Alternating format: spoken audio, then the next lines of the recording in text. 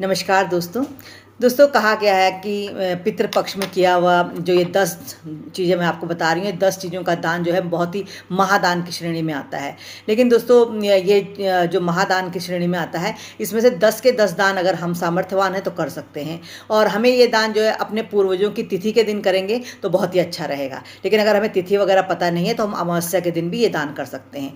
सिर्फ उसके अलावा ये है दोस्तों कि अगर हम सामर्थ्यवान नहीं हैं तो 1 या 2 चीज़ों के ही हम दान कर सकते हैं, तो इसमें भी कोई जो है चिंता का विषय नहीं है।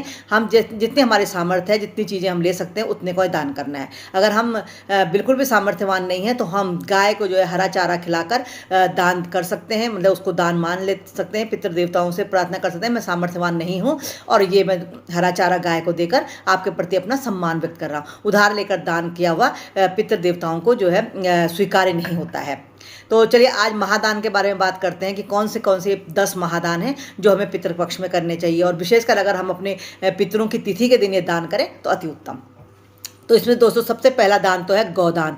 कहते हैं कि गौदान करने से जो है हमें जो है मुक्ति की प्राप्ति होती है। जब हमारा अंत समय आता है तो हमें अच्छे प्रकार से मुक्ति मिल जाती है।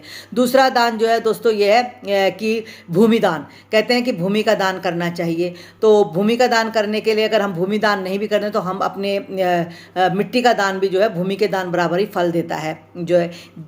इसके अलावा दोस्तों स्वर्ण दान को भी जो है महादान की कैटेगरी में लाया जाता है। भूमि दान करने से कहते हैं कि जो है हमें जो है धन वैभव की जो है प्राप्ति होती है।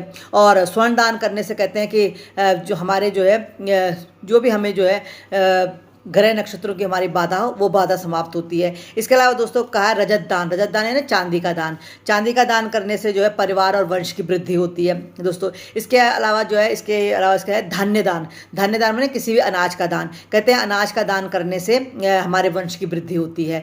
इसके अलावा दोस्तों वस्त्र दान, तो वस्त्र दान करना भी बहुत शुभ माना गया है। घृत दान करना भी हमारे पूर्वजों को तिथि के दिन जो है बहुत शुभ माना गया है।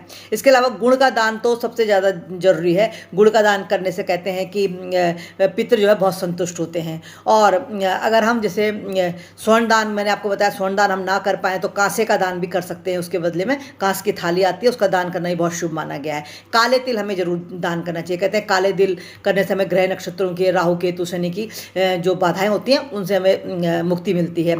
तो ये और सब दानों में से दोस्तों एक चीज़ ऐसी है कि जिसको अगर हम दान ना करें तो हमारे सारे दान जो है निष्फल होते हैं, उनको दानों की श्रेणी में नहीं माना जाते हैं। क्या है? नमक का दान। नमक का दान किया हुआ करने के बिना जो है दान कभी संपूर्ण होता ही नहीं है। इसलिए नमक का दान हमें जरूर करना चाहिए। और नमक ऐसी चीज़ है कि हर कोई उसका दान कर सकता है। ये 10 दान जो है जो बहुत ही लाभदायक है। नमस्कार।